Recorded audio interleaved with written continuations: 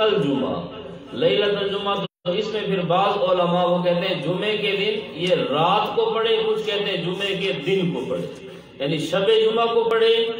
جمعہ جو ہے وہ جمعرات کے دن سورج غروب ہونے سے لے کر جمعے کے دن سورج غروب ہونے تک، یہ سارا کا سارا ہے کیا؟ لیلۃ الجمعہ اور یوم الجمعہ۔ تو آپ دن کو پڑھیں یا رات کو، آپ نے فرمایا جو پڑھتا ہے اس کے لیے اللہ خصوصی نور تیار کرتے ہیں، ایک خصوصی طور پر روشنی ہوتی ہے یہاں سے لے کر بیت اللہ تک۔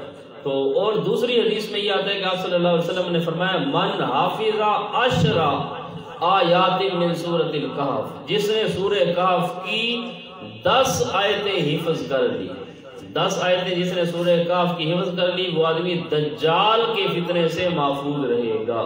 اور یہ حدیث مسلم شریف میں ہے۔ اس میں 4 قسم کی روایتیں ہیں۔ ایک روایت میں یہ ہے کہ جس نے سورہ کہف کی ابتدائی 3 آیت حفظ کی، ایک میں یہ ہے کہ جس نے پوری سورہ کہف حفظ کی، ایک میں یہ ہے کہ سورہ کہف کی ابتدائی 10 آیات حفظ کی، اور ایک میں یہ ہے کہ سورہ کہف کی آخری 10 آیات۔ تو آخری 10 آیات کا ذکر بھی ہے، ابتدائی 10 آیات کا ذکر بھی ہے صحیح احادیث میں، حضرت سمعان ابن نواس مسلم شریف میں۔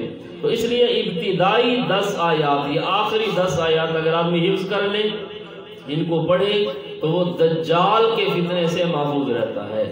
تو یہ بالکل صحیح احادیث سے ثابت ہے۔ کچھ لوگ کہتے ہیں کہ دجال آئے گا ہی نہیں۔ کیا کہتے ہیں؟ دجال آئے، نہ سورہ کہف پڑھنے کی ضرورت نہ کسی اور کی۔ ان حضرات کا کہنا یہ ہے، دلیل ان کی بھی معقول ہے، وہ کہتے ہیں ہمارے ہوتے ہوئے دجال کے آنے کی بھلا ضرورت کیا ہے؟ نہیں سمجھ آئی آپ کو؟